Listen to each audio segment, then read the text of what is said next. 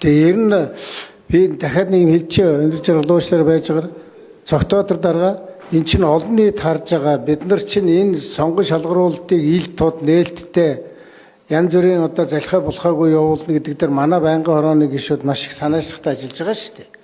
Тэгээд та нар ямар юм шалгаруулчих вэ? Яач вэ? Ийч вэ? Тэр чинь зөв үү буруу юу гэж ярьж байгаа. Одоо дөр гараад ирж байгаа 24-өөс гарч ирж байгаа 4 хүн гэдгийг чинь бид нар дөрвөлөнгийн одоо бас цаашаага шүүхийн ерөнхий зөвлөлийн шүүгч хүчнээр сонгох уу гэдгийг чинь дараа нь санал хурааж бид нар дахиж ярьж шийднэ. Өнөөдөр бол олон нийтэд энэ 4 хүн гарвал шүүхийн ерөнхий зөвлөлд очичоод юу хийх юм?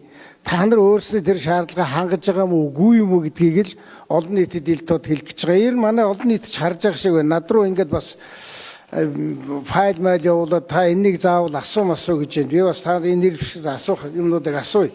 Нэг жаахан амьд хиймээр байна. Одоо их хурл өөрт ирсэн эрх мэдлээ энэ ард түмний этгэлийг авцсан юм чинь шудраг хиймээр байна. Яг ил тод.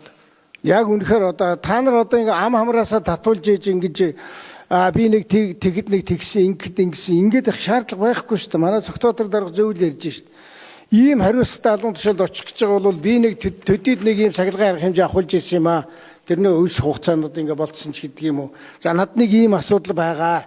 Би эннийхээ одоо мөнгө төгрөгийг шилжүүлээгүй байгаа.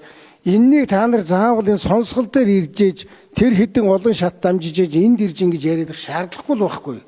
Ер нь үүнээс хойш энэ улсын хурал дээр сонсголд орж байгаа хэмбугаач гэсэн энийг ойлгох хэрэгтэй. Юу ч нууж болохгүй ард иргэдээс жижиг сажиг бүх юм бүгдийг нь одоо бичиж тайлгнаж тэгээд тэр чин дараагаар нь ингээд сонсголын явцад юм гоо энэ шалгаруулж явах явцад илэрх юм бол өгдөөг хасах хэрэгтэй мэдүүлгээ дутуу гэсэн.